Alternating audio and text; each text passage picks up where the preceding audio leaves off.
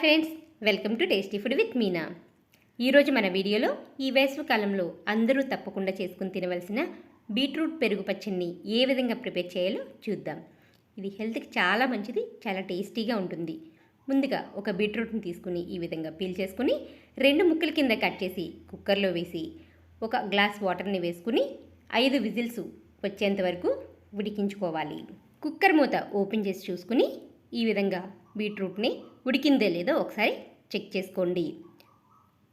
పట్టుకుని చూస్తే కొంచెం మెత్తగా ఉండాలండి. ఈ విధంగా మెత్తగా ఉన్నట్లయితే మనకి ఉడికిపోయినట్లే.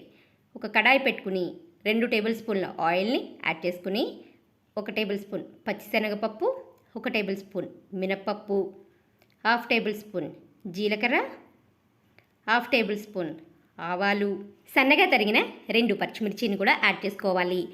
అలాగే చిన్న అల్లం ముక్కని కోరుకుని ఈ కూరను కూడా తాలింపులో యాడ్ చేసుకోవాలి. ఈ తాలింపు అంతా ఒక 2 నిమిషాల పాటు వేగిన తర్వాత ఒక ఎండుమిర్చి, కరివేపాకు కూడా వేసుకుని ఒక 2 నిమిషాలు తాలింపుని బాగా వేయించుకోవాలి. ఈ విధంగా వేయించుకున్న తర్వాత మనం ఉడికించుకున్న బీట్రూట్ని సన్నగా తురుముకోవాలండి. ఈ తురుమును కూడా దీంట్లో యాడ్ చేసి ఒక 2 నిమిషాల పాటు వేయించుకోండి.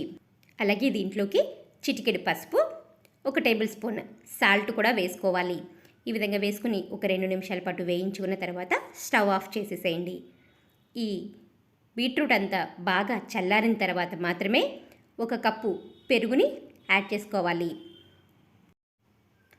పెరుగును కూడా మీరు యాడ్ చేసుకున్న తర్వాత ఒకసారి బాగా కలుపుకొని సాల్ట్ సరిపోయిందో లేదో ఒకసారి చెక్ చేసుకోండి. చూసారు కదా, ఎంతో ఈజీగా మనం బీట్రూట్ పెరుగు పచ్చడిని ఏ విధంగా తయారు చేసామో. చాలా టేస్టీగా ఎమ్మీగా ఉంటుందండి. ఆరోగ్యానికి కూడా చాలా మంచిది. పిల్లలు కూడా ఇష్టంగా తింటారు. తప్పకుండా ఒకసారి ట్రై చేయండి. మీకు ఎలా వచ్చిందో నాకు కామెంట్ బాక్స్లో కామెంట్ చేయండి. Thanks for watching.